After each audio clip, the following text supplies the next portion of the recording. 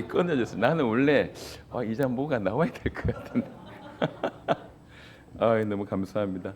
오늘 명절 긴 명절이라 좀 일찍 내려가신 분들이 많아서 자리가 많이 빌 줄 알았는데 그래도 꽤 오셨네요. 감사합니다.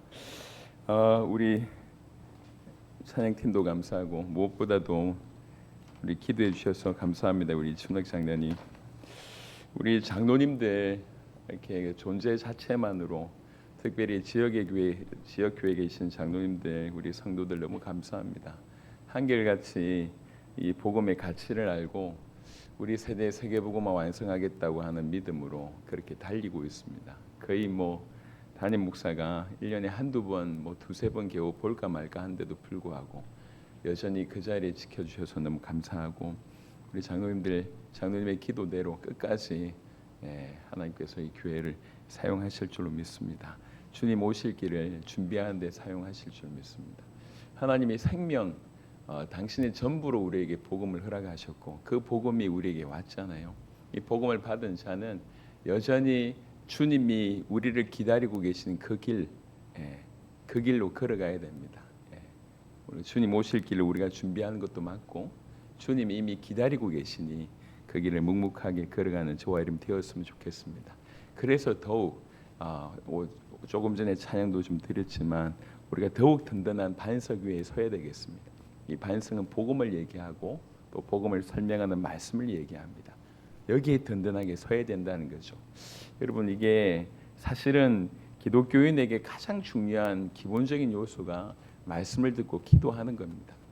네, 식상한 것 같지만 사실은 이 안에서 모든 것이 다 나오거든요. 하나님 말씀을 가까이 할수록 하나님 말씀이 우리를 이기게 되고 간절히 기도할수록 주님과 교통하게 되면서 우리 자연인으로 그냥 할 수 없는 주님이 원하는 그런 삶으로 우리를 점점 변화시켜 가는 겁니다. 그게 주님이 원하시는 것입니다. 그래서 이번에 올해 시작하면서 말씀은 곧 하나님이다. 그리고 말씀이 너에게 가까이 와 있다. 또 1대1로 주님과 심령 영적인 부흥회를 가시라. 그리고 지난주에 말씀이 나를 지킨다고 말씀을 전해드렸습니다. 오늘도 그 연장선상에서 야고보 1장 21절 한 구절만 보겠습니다. 21절부터 25절까지 보시겠는데 21절 한 구절만 보시면 야고보 1장 21절, 그러므로 모든 더러운 것과 넘치는 악을 내버리고 너희 영혼을 능히 구원할 바 마음에 심어진 말씀을 온유함으로 받으라, 이렇게 되어 있습니다. 마음에 심어진 말씀을 온유함으로 받으라. 이게 오늘 제목입니다. 자, 야고보서를 잠시 말씀드리면 야고보서 1장에 2절부터 보시면 내 형제들아 너희가 여러 가지 시험을 당하거든 온전히 기쁘게 여기라, 이렇게 써 있어요. 첫 장이 이래요. 첫 장이. 그래서 이제 야고보서가 써졌을 때의 배경이, 이 배경을 뭐로 보고 있냐면 네로의 박해로 보고 있습니다. 교회가 큰 어려움을 당했다는 거지.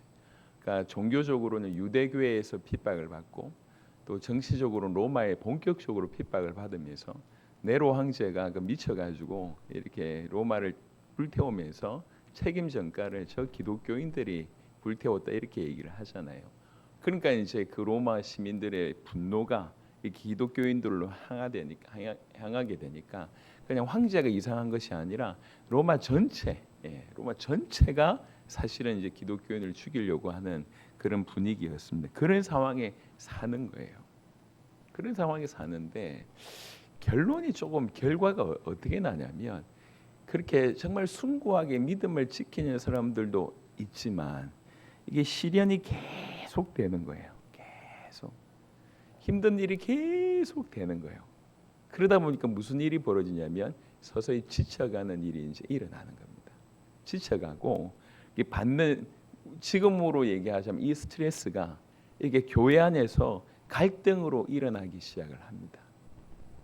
그러니까 원래 사도행전 2장에 나와져 있는 교회, 사도행전 4장에 나와 있는 교회는 자기의 모든 것을 내주는 교회였잖아요. 그게 교회의 모습이잖아요.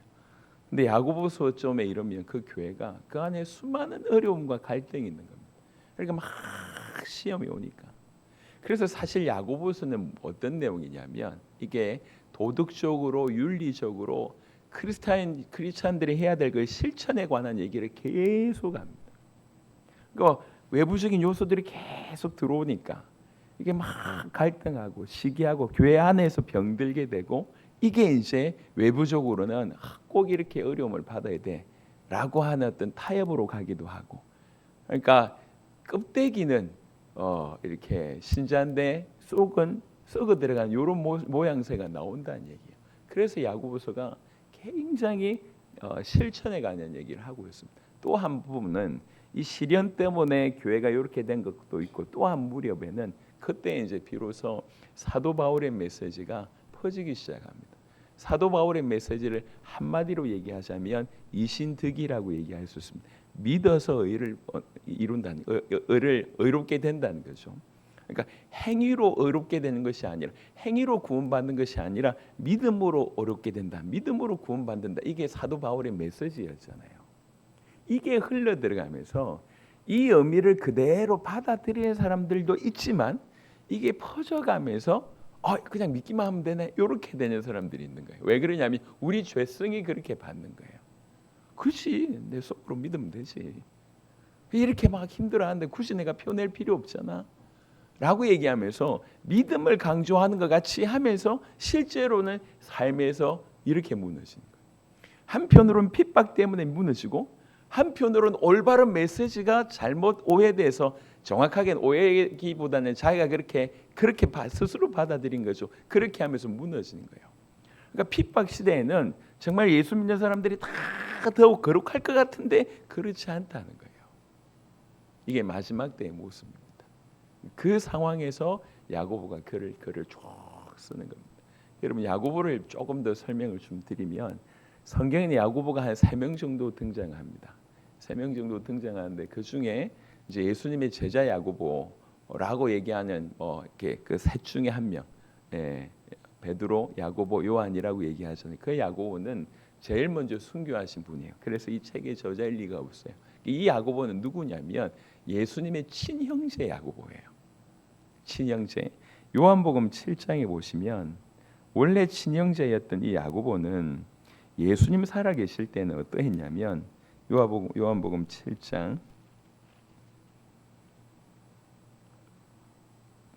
5절입니다.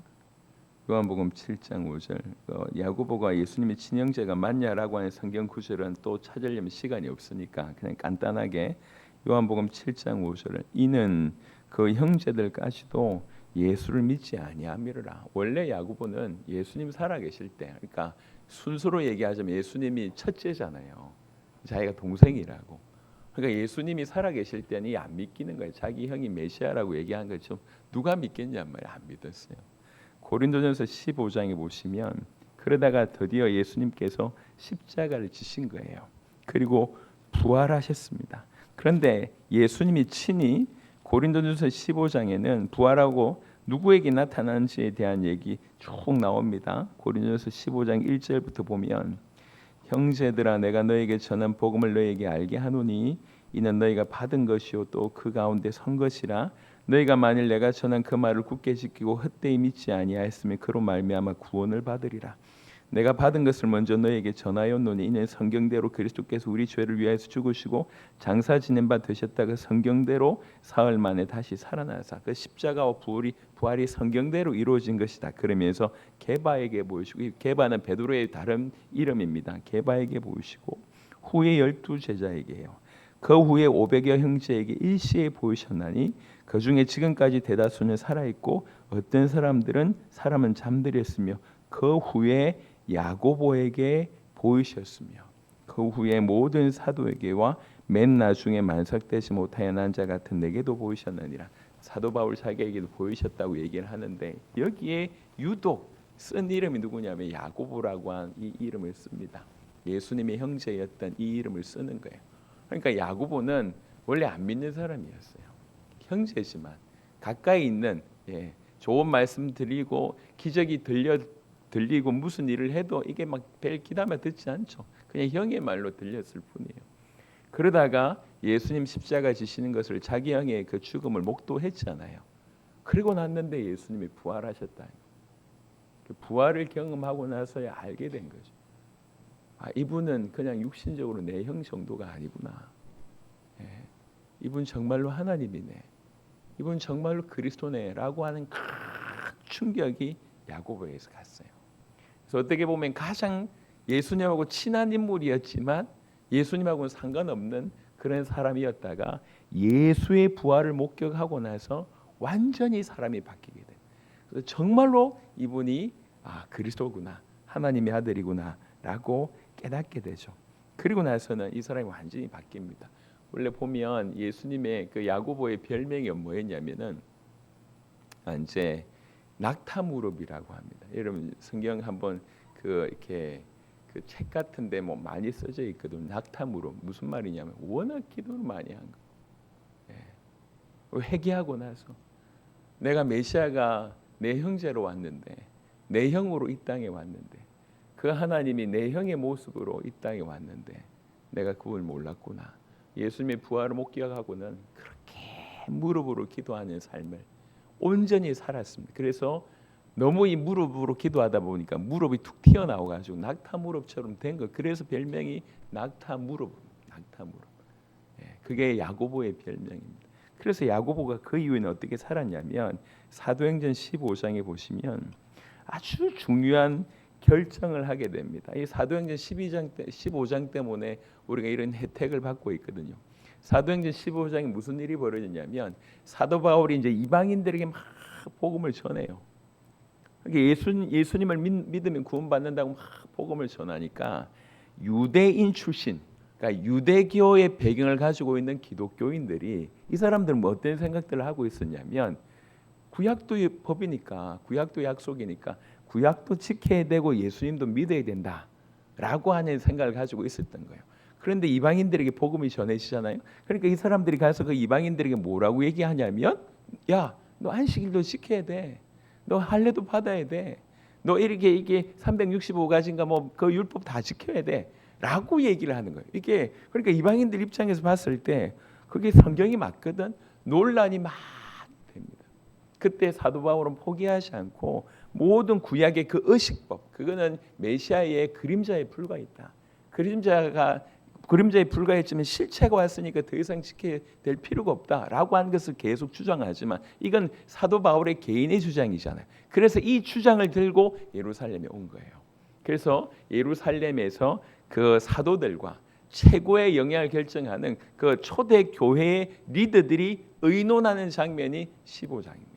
그래서 15장 1절부터 쭉 사도 바울이 그 예루살렘 회의에서 얘기를 쭉 해요. 얘기를 쭉 합니다. 그러니까 12절부터 보면 사도행전 15장 12절에 온 무리가 가만히 있어 바나바와 바울이 하나님께서 자기들로 말미암아 이방인 중에서 행하신 표적과 기사에 관하여 말하는 것을 듣더니 그 놀라운 역사들을 듣고 있는 거예요. 말을 마침에 이때 누가 일어나냐면 야고보가 대답하여 이르되 형제들아 내 말을 들으라.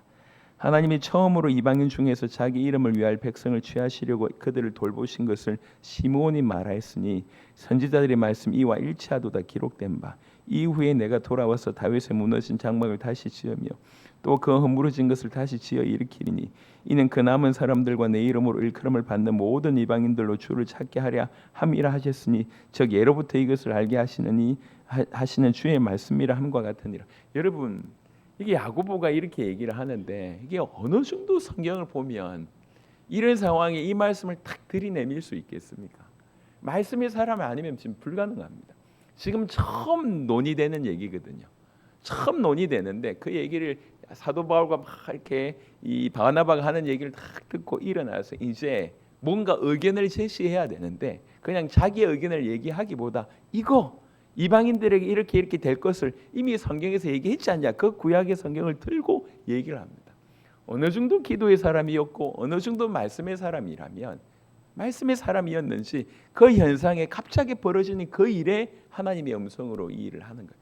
평상시 이 말씀이 자기 것이 아니면 절대로 그때 그 상황에 얘기할 수가 없겠죠. 그러므로 내 의견에는 이방인 중에서 하나님께로 돌아오는 자들을 괴롭게 하지 말고 다만 우상에 들어온 것과 음행과 목매어 죽인 것과 피를 멀리하라고 편지하는 것이 옳으니 이는 예로부터 각 성에서 모세를 전한 자가 있어 안식일마다 회당에서 그 글을 읽음이라 하더라라고 마무리합니다.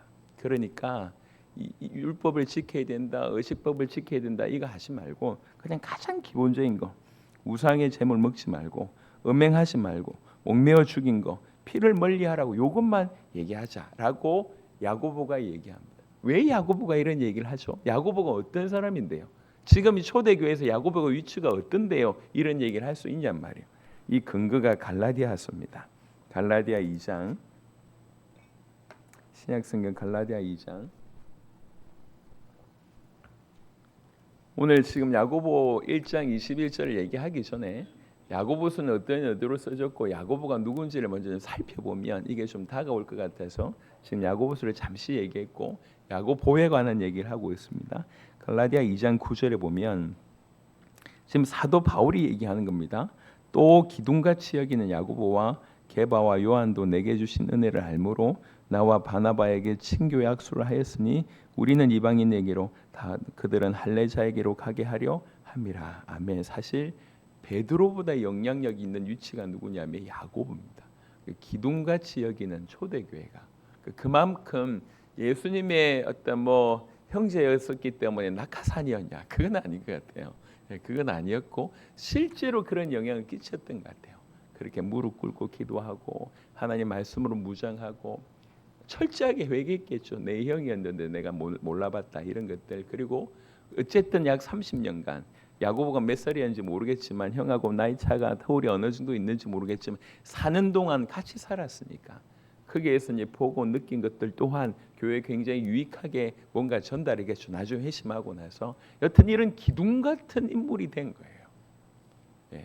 예수님이 옆에 있으면서도 하나님 말씀이 계속 들려짐에도 불구하고 그것을 전혀 귀담아 듣지 않고 나와 무관하게 살고 가장 어떻게 보면 가장 절친한 메시아가 내 옆에 가장 와 있음에도 불구하고 늘 아웃사이더로 있던 그 인물에게 우리 주님이 독특하게 특별하게 부활하신 연후에 그를 찾아가셨고 그 부활을 경험하고 나서 야고보는 완전히 바뀌어서 낙타의 무릎으로 불릴 정도로 기도하고 말씀을 사모하고 이렇게 초대에 영향을 끼치는 그런 인물이 된 거예요. 그런 심정으로 교회를 들여다보니 이렇게 막 핍박의 시대에 우리 신앙을 잘 지켜서 하나님께 영광 돌릴 수 있는 그 시대에 이 핍박이 계속되니까 그 핍박의 그 시련에 지치고 힘들어서 개인적인 신앙의 어떤 한계가 나오고 또 이 공동체의 균일이 생기고 그러면서 조금 더 지나고 보니까 행위는 사라지고 민노라고 하는 그 어떤 지식만 가지고 있는 정보만 가지고 있는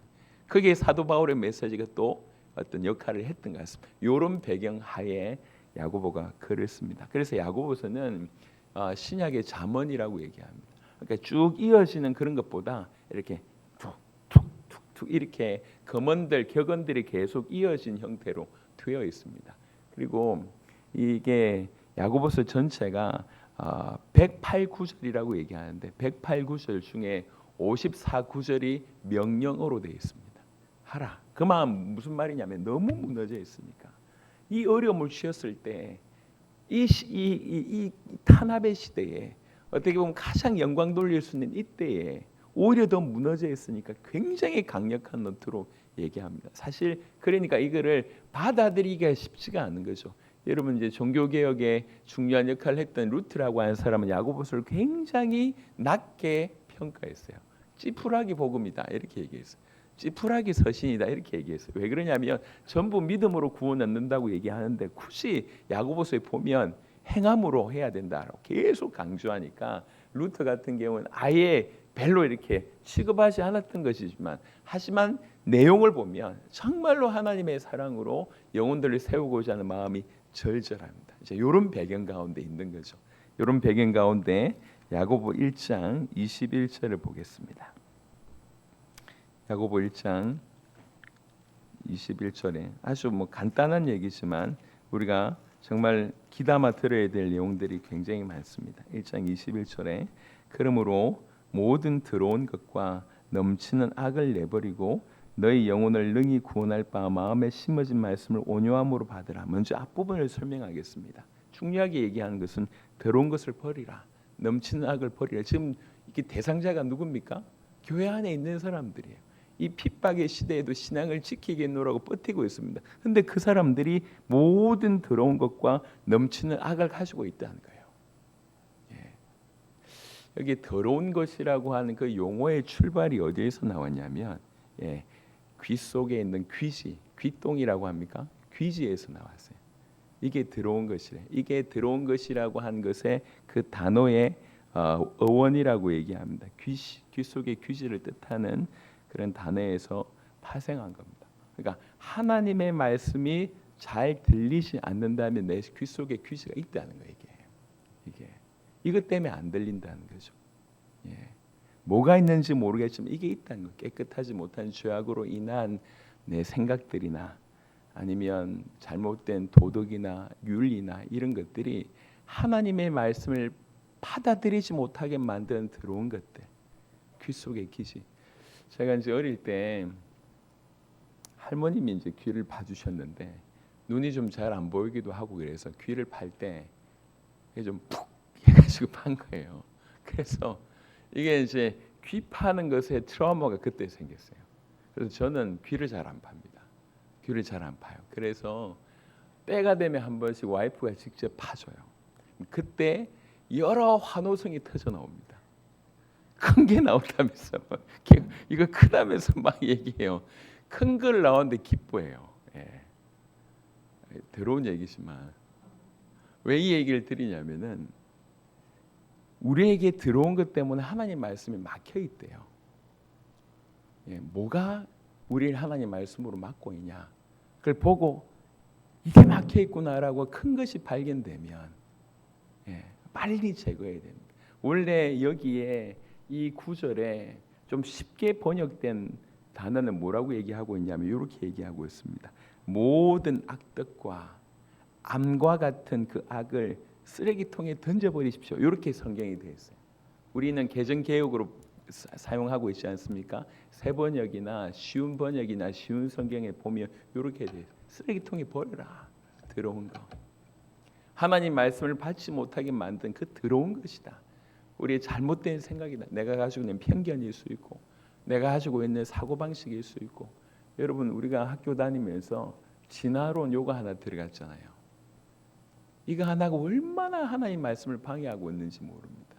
그렇지 않아요? 그것뿐만 아니라 어릴 때 예를 들면 교회 다니는 사람들한테 상처를 받았다거나 교회의 잘못된 모습이거나 뭐 이런 것들 아니면 잘못된 형성 나름의 어떤 기준이거나 복음 외에 하나님 말씀을 받아들이지 못하게 만드는 수많은 것들. 여러분 직분이요. 직분이라고 하는 것이 교회에 너무 중요한 거잖아요. 너무 중요한 건데 이 직분을 오해할 수 있어요. 직분을 오해하게 되면 내가 교회에서 뭔가 파워를 가지고 있다. 그러니까 주의 종과 파워 게임을 한다. 이러면 큰일 납니다. 이게 한 예로 들면 나쁜 것뿐만 아니라 좋은 것까지도 하나님의 말씀을 듣지 못하게 만든 것은 더러운 것입니다. 그래서 더러운 것을 내버려야 돼요. 그게 뭔지 모르겠어요. 그게 악행일 수도 있고 음행일 수 있고 엄란한 생각일 수 있고 아니면 습관적으로 하는 도덕적인 잘못일 수 있고 쉽게 얘기하는 남을 비방하는 말일 수 있고 이 하여튼 하나님의 말씀이 받아들이지 못하게 만드는 귀 속의 귀시 딱 못 듣게 막고 있는 이거 빼라는 거예요. 그걸 과감하게 빼서 쓰레기통에 집어넣으라고. 어떤 학식이든지 뭐 어떤 경험이든지 어떤 거든지 간에 하나님의 말씀을 막는 귀 속의 귀시 이게 더러운 것이다. 그거 빼라는 거예요. 쓰레기통에 버려라. 더러운 것과 넘치는 악이라고 얘기했는데 이 넘치는 악을 조금 더 다른 번역에 설명하는 거 보니까 암과 같은 악이라고 얘기합니다. 암과 같은 암이요 세포가 적은 세포가 생기잖아요. 몸속에 늘 있잖아요. 몸이 건강하면 이게 아무런 영향을 끼치지 못하지만 몸이 약하면 이 암이 쫙 퍼지잖아요. 교회도 마찬가지입니다. 교회도 우리 심령도 마찬가지예요. 뭔가 들었어. 이게 우리 안에 꽉 차는 거예요. 여러분 세상 사람들이 얘기를 하는 그런 뭐 이렇게 큰 범죄가 아니더라도 우리 양심에 복음 외의 것을 계속 우리 안에 받아들이는 거, 이 넘치는 악이 되는 거예요.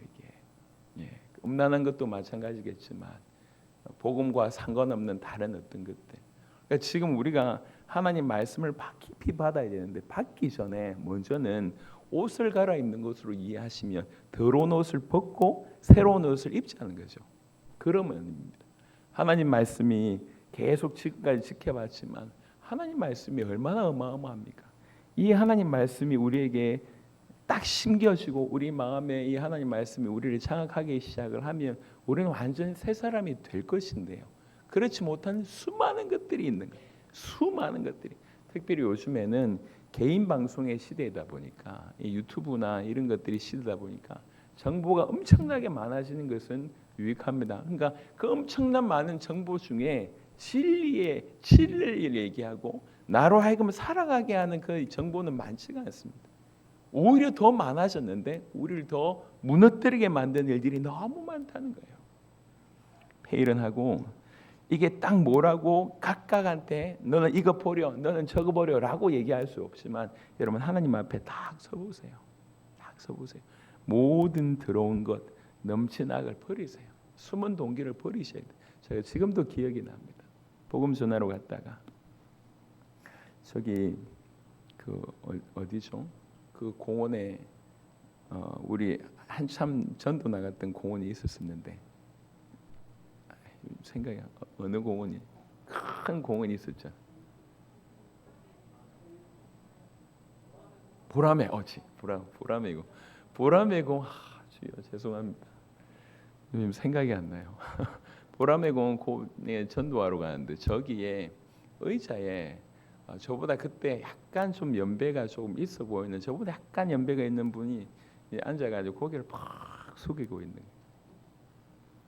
공원에서 그런 분들 쉽지 않는데 그렇게 앉아 있길래 가서 이제 복음을 전했습니다. 자기 예수 믿는데요. 근데 지금 교회 안 가겠다고 얘기를 하는 거예요. 왜 그러냐면 자기 너무 시험에 들어서 안 가겠다. 왜 그러냐니까 이분이 학교 때 좀 놀았나 봐요. 공부를 제대로 안 했어. 그러다가 젊을 때부터 공사장에서 일을 하다가 허리를 다친 거예요. 허리를 다쳤어. 이게 조금 심하게 다친 것 같아요. 일을 해야 하루 벌어 하루 먹을 수 있는데 일을 못 하는 거지. 그러니까 너무 답답하잖아요. 어느 분이 얘기를 한 거죠. 기도원에 가면 기도하면 낫는다 얘기를 들었나 봐요. 그래서 기도원에 갔어요. 기도원에 가니까 원장님이 40일 기도하라고 얘기했나 봐요. 그래서 40일 했는데 한 39일쯤에 나을 줄 알았는데 안 낫는 거지. 40일 기도하고 나니까 원장님한테 가니까 네 기도가 부족하대. 더 하라 그랬대. 더 했대. 2번인가 3번인가 더 하라고 얘기를 맨 마지막에 더 하라고 얘기할 때 쌍욕을 하고 나왔대. 하나님이 어떻고 뭐 원장이 어떻고 오만 욕을 하고 다 나와서 온 거예요. 그래가지고 이제 그 자리에 앉아 있었어요. 그래서 이분에게 이제 복음을 전하고 제가 할 수 있는 도움을 드렸고 예전부터 교회를 다니셨던 분은 그분이 교회에 몇 번 출석했다는 걸 알 건데 그런 일이 있었습니다. 근데 열심히 기도하잖아요. 왜 기도합니까? 내 허리 낫게 해달라는 거지. 사실 복음도 아니고 은혜도 아니에요. 그냥 여러분 그건 더해서 주는 겁니다. 이 땅에 살아가면서 우리의 필요와 이런 것들 하나님 더해서 주는 겁니다. 우리 필요와 비교할 수 없는 하나님을 얻게 된다면 그 하나님이 우리 인생 전체를 변화시켜 가시고 하나님의 선한 대로 우리를 이끌어 가시면 내가 있는 이 문제와 상관없이 하나님 더 우리를 새롭게 하실 것인데 우리 눈은 요거밖에 없는 거죠. 그런 인생을 사는 겁니다. 여하튼 여러분 우리 안에 있는 하나님의 말씀을 맡고 있는 귀 속의 귀신 못 듣게 만드는 귀 속의 귀신 도대체 뭐가 못 듣게 만드는 거냐? 나로 하여금 하나님 말씀 못 듣게 만든 게 뭐냐?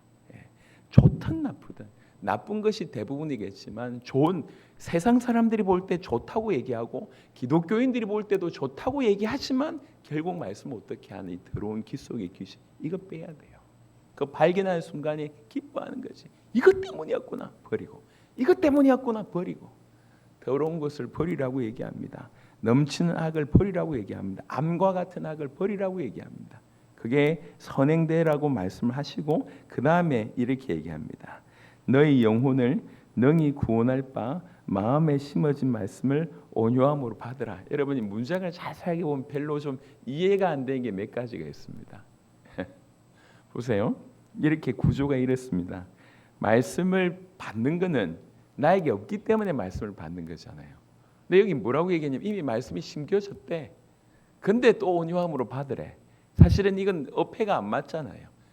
말씀이 없으니까 받아야 되는데 이미 말씀 있대. 온유함으로 받아라 라고 얘기하고, 또 두 번째는 너희 영혼을 너희 구원할 바 마음에 심어진 말씀. 말씀이 있다는 얘기는 구원을 받았다는 얘기잖아요. 근데 말씀이 있는데 너희를 구원하리라고 하는 미래형으로 써져 있어요.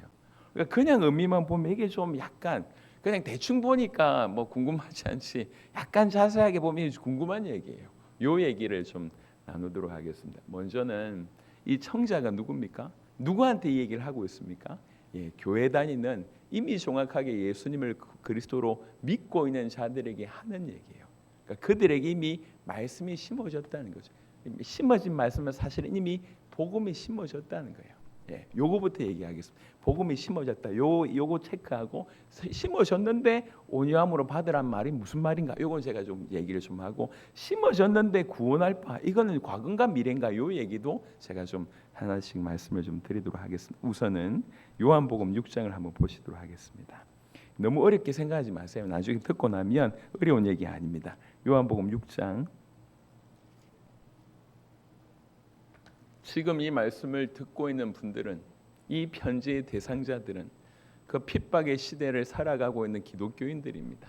이미 예수를 믿어서 핍박을 각오하면서 하루하루 살고 있지만 그 핍박이 너무 지치고 너무 힘들어서 약간 다운돼 있거나, 또 한편으로는 그러고 있는데, 야, 믿음으로 구원받는데 사도 바울이 그렇게 얘기했대. 그러면 조금 우리가 덜 표현하지 않게 세상 사람들하고 같이 살면서 그냥 나는 믿노라고만 얘기하면 되는 거 아니야? 라고 하는 신학적인 혼돈도 같이 있는 그들에게 하는 얘기예요. 그들에게 너희는 먼저 너희 속에는 말씀이 심어져 있어. 요 얘기를 먼저 하는 겁니다. 요한복음 6장 63절에 보시면, 살리는 것은 영이니 육은 무익하니라.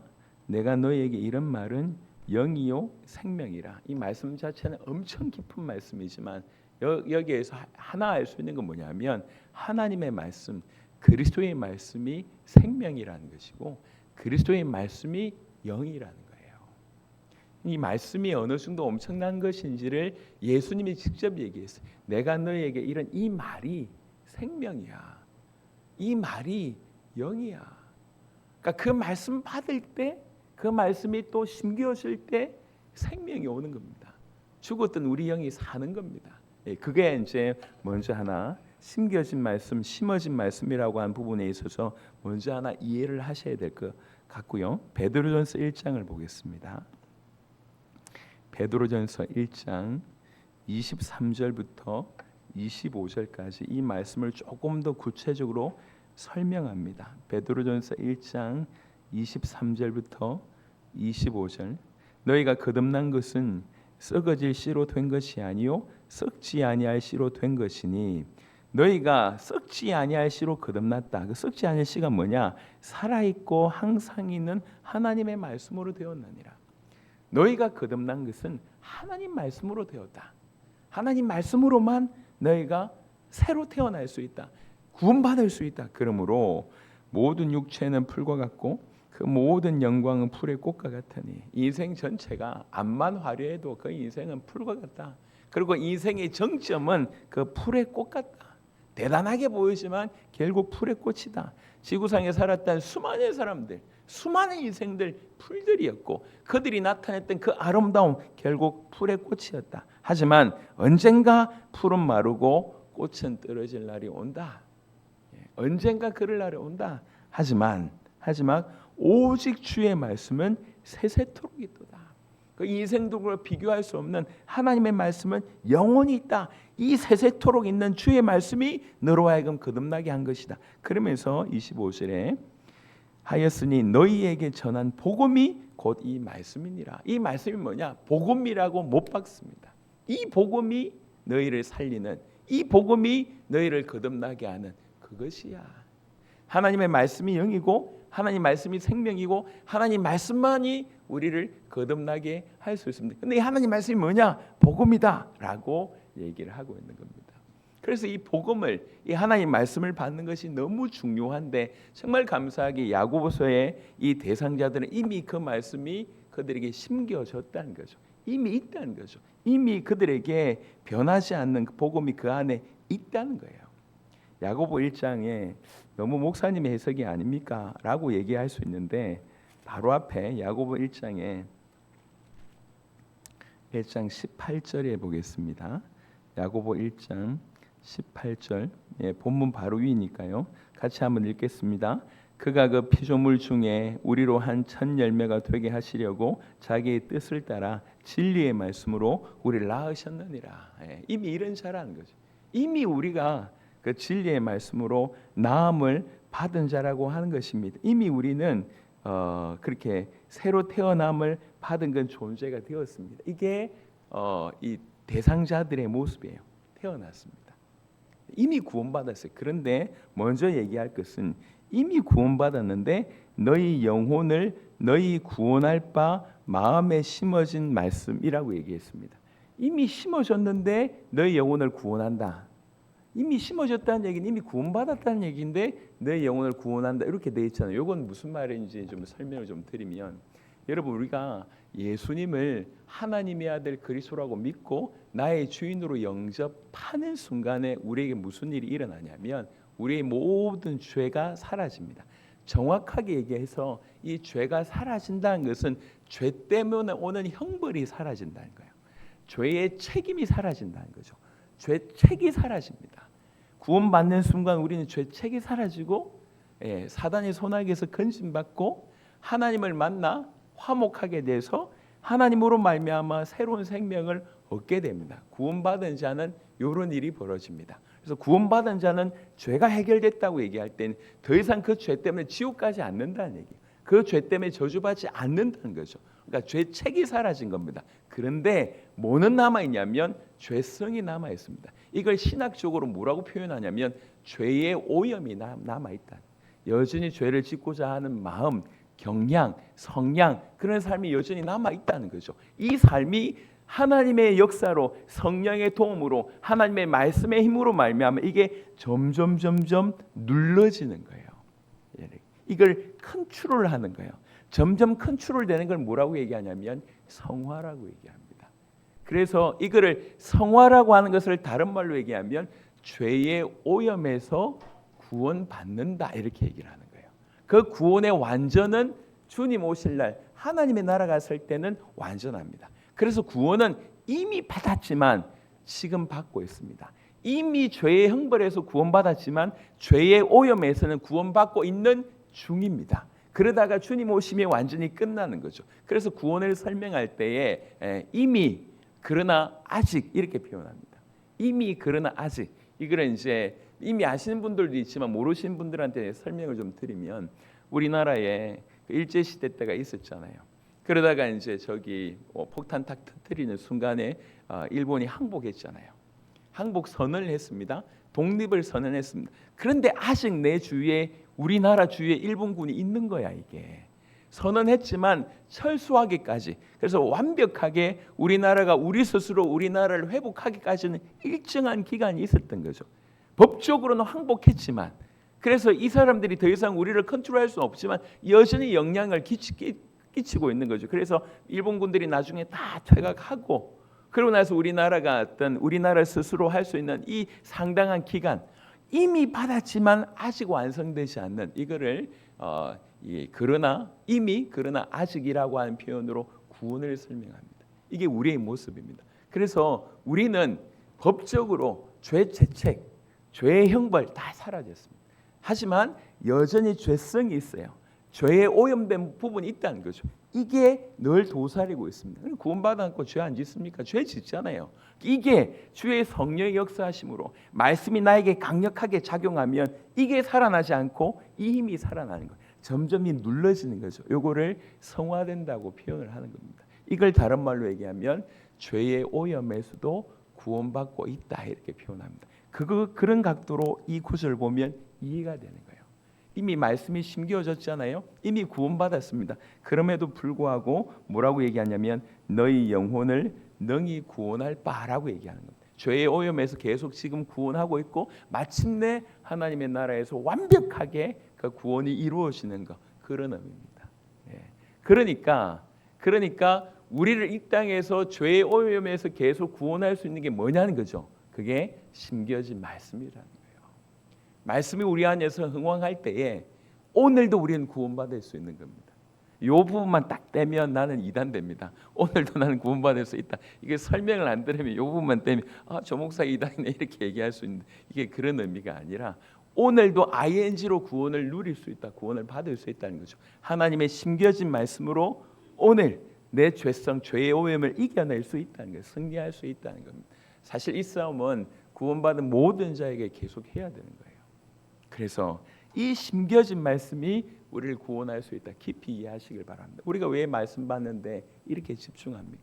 저도 설날이면 설날에 맞는 메시지 하고 싶어요. 어제는 까치가 우는 날이었고 오늘은 뭐셔도 그런 얘기 하고 싶어요. 떡국에 무슨 의미가 있고 가족끼리 모였을 때 뭐 하면 좋겠고 가족 10계명 이런 얘기는 얼마든지 할 수 있어요. 얼마든지 할 수 있다고 보통 다 그렇게 얘기하더라고. 어린이날 메시지하고 어버이날 메시지하고 우리는 그런 거 거의 없잖아요. 그냥 계속 말씀 보자. 왜 그렇습니까? 저는 이거 굉장히 무겁게 여기거든요. 살아야 된다. 살려야 된다. 24시간 공격에 들어오는 이 상황 속에서도 우리가 살아야 될 뿐만 아니라 이들을 변화시켜서 세계복음 하려면 철저하게 무장되어야 된다. 복음으로 무장되어야 된다는 생각이 너무 강하기 때문에 계속 이렇게 얘기하는 겁니다. 여러분, 이 심겨진 말씀이 우리를 구원할 수 있습니다. 그러면 이 심겨진 말씀 어떻게 해야 되냐? 그게 태도입니다. 이 심겨진 말씀을 온유함으로 받으라. 이미 말씀이 심어졌잖아요. 근데 받는 거는 없으니까 받는 건데 이렇게 이미 있는 거를 받으라고 얘기하는 거예요. 여기서 받으라고 하는 그것도 온유함으로 받으라고 하는 것은 다른 의미입니다. 이미 있는 것을 그 가치 있게끔 여겨라. 그거 가지고 행동해라. 이렇게 볼 수 있는데 일단 먼저의 의문이 뭐냐면 온유함이라고 하는 표현이 들어갔다는 거예요. 온유함. 이게 무슨 의미냐면 그냥 사람들이 성격이 좀 온순하다 이런 개념이 아니에요. 여기서 온유함은 저항 없는 순종을 얘기합니다. 하나님 말씀 올 때에 저항 없이 그대로 받아들여. 그대로 받아들여. 이게 온유함이라고 얘기합니다. 하나님의 방법과 하나님 말씀에 의심하지 않거나 맞서지 않는 태도를 온유함이라고 얘기합니다. 그런데 어떤 분은 얘기하기를 이 온유라고 하는 단어가 흙에서 왔대요. 흙. 가만히 생각하면 흙은 뭐냐면 뭐든지 다 받아내는 거잖아요.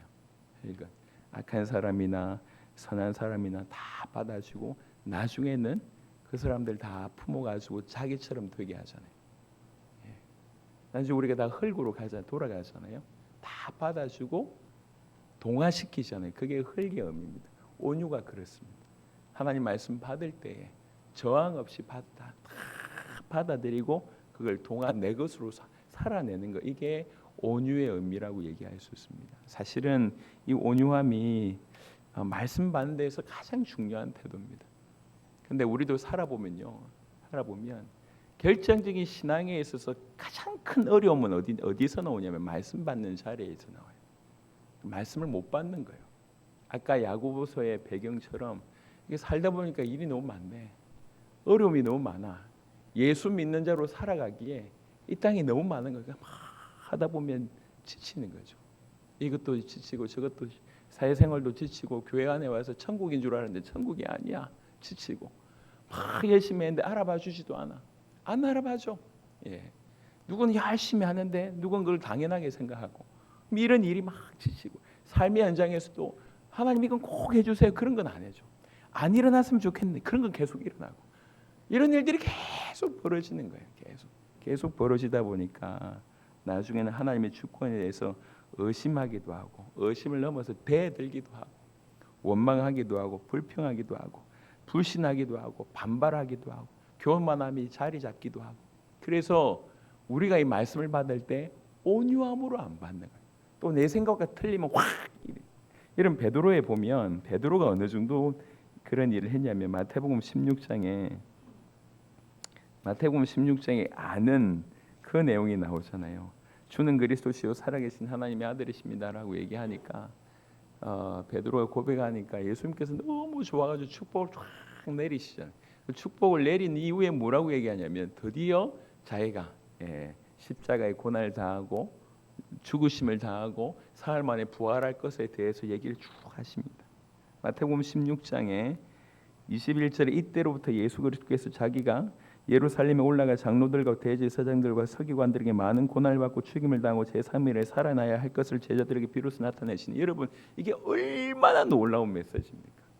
인류를 구원할 메시지고 인류에게 반드시 필요한 메시지지 않습니까? 이 메시지를 사도 베드로가 예수를 붙들고 항변하여 이르되 주여 그리 마옵소서, 이 일이 결코 주께 미치지 아니하리이다. 이게 좀 부드럽게 얘기했어요. 조금 뭐 강하게 뭐 이렇게 비난까지 하고 어떤 경우는 욕까지 하면서 무슨 소리 하냐면서 아니, 당신이 메시아라고 하면 우리 민족 회복시켜야 되고 내 그때 한 자리 해야 되는데 내가 지금 딱 당신 우편에 내가 딱 서야 되는데, 이부터 시작해서 또 다른 편으로 아니 당신 죽으면 어떻게 하냐, 내가 내 목숨을 들여서 당신을 이렇게 따라왔는데 당신 죽는다고 하면 내 희생 자체가 부정되는 거 아니냐, 당신 죽으면 안 되지, 이런 의미예요. 철저하게 본인 생각이, 나쁜 생각은 아닙니다. 주님을 사랑하기 때문이 그렇고 그토록 메시아가 왔기 때문에 이제 척척척척 이스라엘을 회복해야 된다고 하는 그런 그 안에서였던 자기 역할이 있겠죠. 그런 거 다 꿈꾸고 있었는데 십자가에 죽겠대.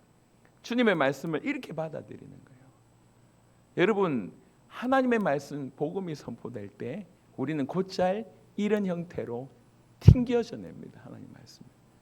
여러분 그 게임 중에 반사 게임 아십니까? 반사 말하면 그냥 반사하고 안 듣겠다는 거죠. 이게 우리 마음에, 여러분 우리를 죄의 오염에서 능히 구원할 수 있는 것은 하나님의 말씀입니다. 심겨진 말씀, 그 복음이 우리를 구원할 수 있습니다. 이미 구원했고 우리의 삶 가운데도 구원의 삶을 살 수 있게 하는 게 말씀입니다. 이 부분을 이 타임을 사단이 알고 있는 거예요. 그래서 가장 중요한 건 말씀 받지 못하게 만든 거예요. 누가 뭐라고 해도 하나님의 사람들 보세요. 하나님의 사람들은 하나님 말씀을 온유함으로 받는 사람들. 주여 말씀하옵소서. 성경 보여드릴까요? 사도행전 10장에 몇 구절만 보겠습니다. 온유함으로 받는 게 뭡니까? 라고 얘기할 때 볼 수 있는 몇 구절만 보겠습니다. 사도행전 10장에 누가 나오냐면 고넬료라고 하는 사람이 나옵니다. 그때 당시 로마의 백부장이었습니다. 아주 영향을 끼치는 사람. 거기에 누가 갔냐? 베드로가 갑니다.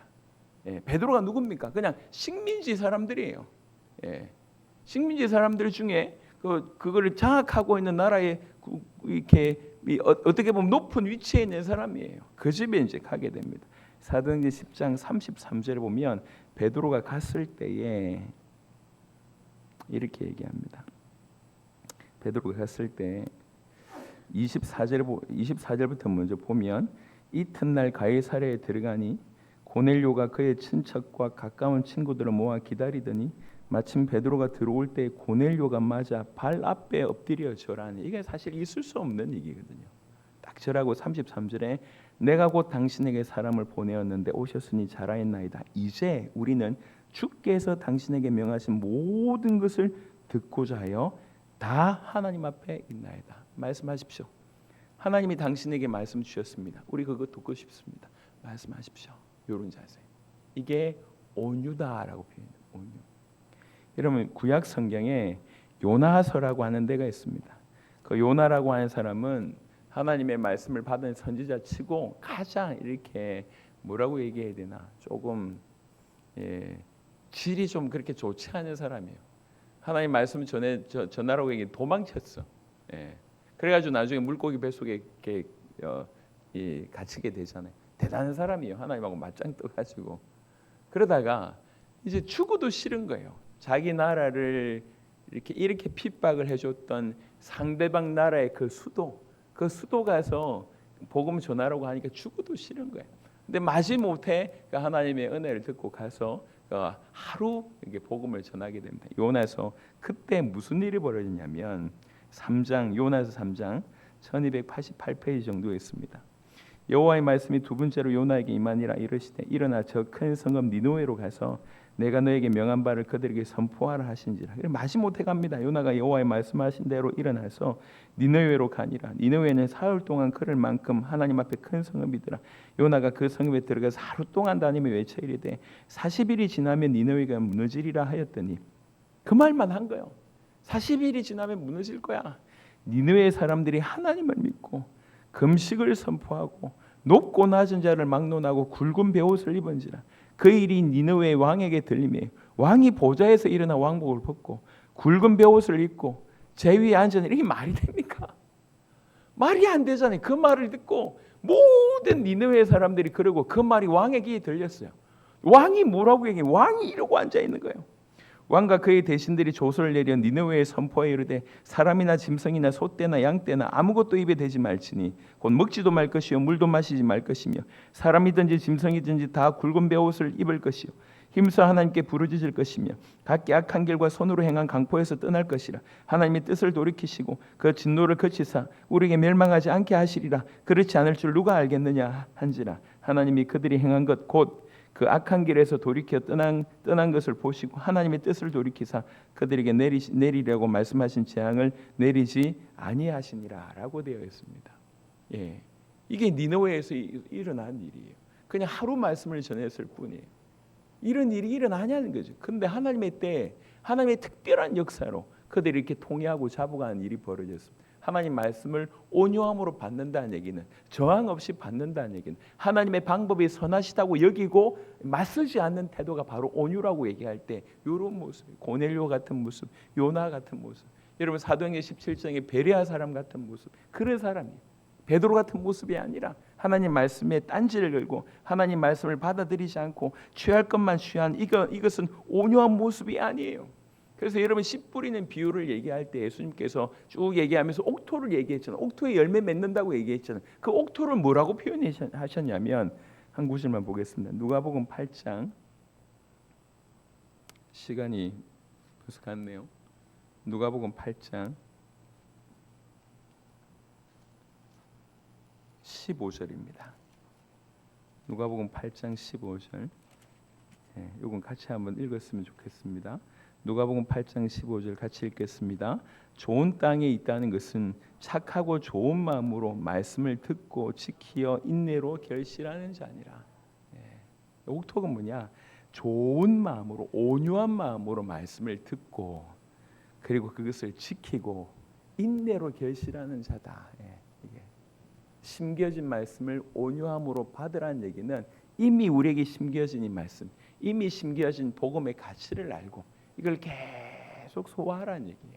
자, 여기서 야고보 1장 거의 이제 시간이 거의 다 돼서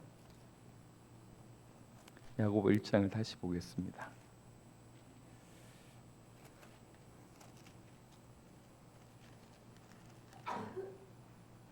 그러므로 모든 들어온 것과 넘치는 악을 내버리고 너희 영혼을 능히 구원할 바 마음에 심어진 말씀을 온유함으로 받으라. 야고보서 1장의 결론이 뭐냐? 그게 22절입니다. 너희는 말씀을 행하는 자가 되고 듣기만 하여 자신을 속이는 자가 되지 말라. 온유함으로 받으라라고 하는 말이 이렇게 연결되는 거예요. 정말 그렇게 받았다고 하면 그 가치를 알고 그것을 계속 받아들이고 저항 없이 받아들이고 그 받아들인 말은 하나님 말씀 반드시 실천까지 요하니까 그것을 실제로 행하는 듣기만 하여 자신을 속이지 말고 행하는 자가 되라고 얘기를 합니다. 시간이 없으니 25절에 보겠습니다. 자유롭게 하는 온전한 율법을 들여다보고 있는 자는 자유롭게 하는 온전한 율법은 모세의 율법이 아니라 예수님을 통해서 이루어진 그 완전한 율법을 얘기합니다. 완전한 율법을 들여다보고 있는 자는 들여다보고 있다는 얘기는 잘 살피고 끊임없이 그대로 살려고 하는 태도를 얘기합니다.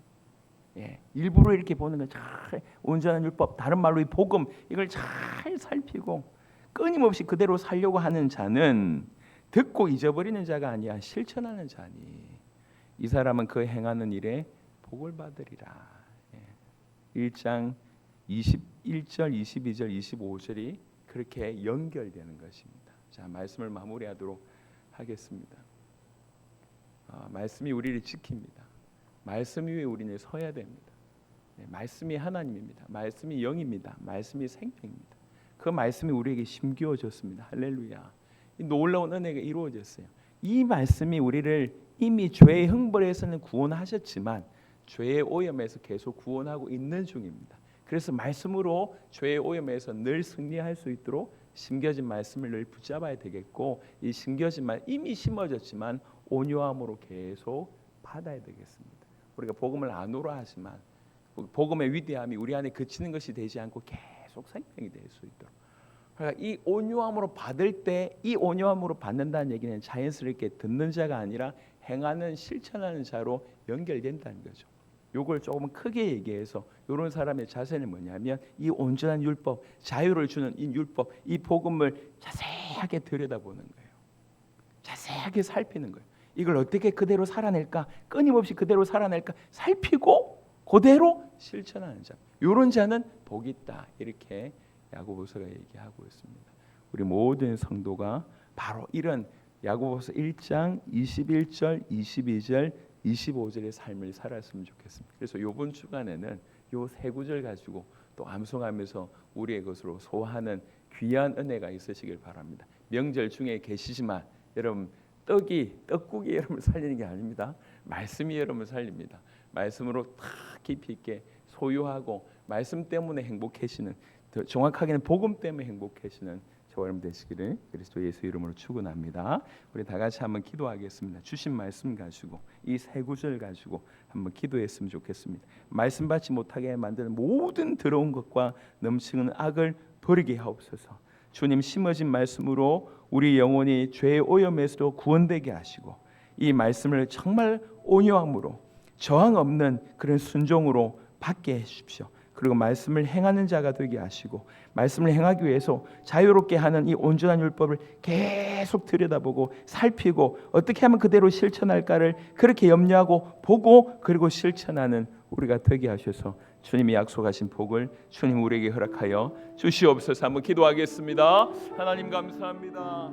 오늘 아버지 하나님 말씀을 나눌 수 있도록 축복하심을 감사합니다. 아버지 하나님이여 주신 말씀처럼 이 말씀이 영이고 이 말씀이 생명입니다. 이 말씀이 하나님이십니다. 이 말씀을 받는 것이 그토록 중요하다는 것을 다시 한번 주님 알게 하셨사오니 참으로 감사를 드립니다. 아버지 이 말씀을 듣지 못하게 만드는 모든 더러운 것과 넘치는 악을 내버리게 하여 주십시오. 아버지 하나님 더러운 귀지 같은 것들을 주님 내버리게 도와주시고, 아버지 완전히 팽개치고 아버지 완전히 벗어던질 수 있도록 하나님 역사하여 주시고, 우리 안에 심겨진 이 말씀으로 오늘도 아버지 하나님 죄의 오염에서 구원받게 하여 주시고, 아버지 심겨진 말씀을 온유함으로 저항 없는 순종으로 하나님의 말씀이 옳다고 여기고 그대로 받아들이는 그런 태도로 이 복음을, 이 말씀을 받아들일 수 있도록 하나님 역사하여 주시고, 이 받은 바 말씀을 듣고 행치 않는 자가 아니라 행하는 자, 실천하는 자가 될 수 있도록 하나님 역사하여 주시옵소서.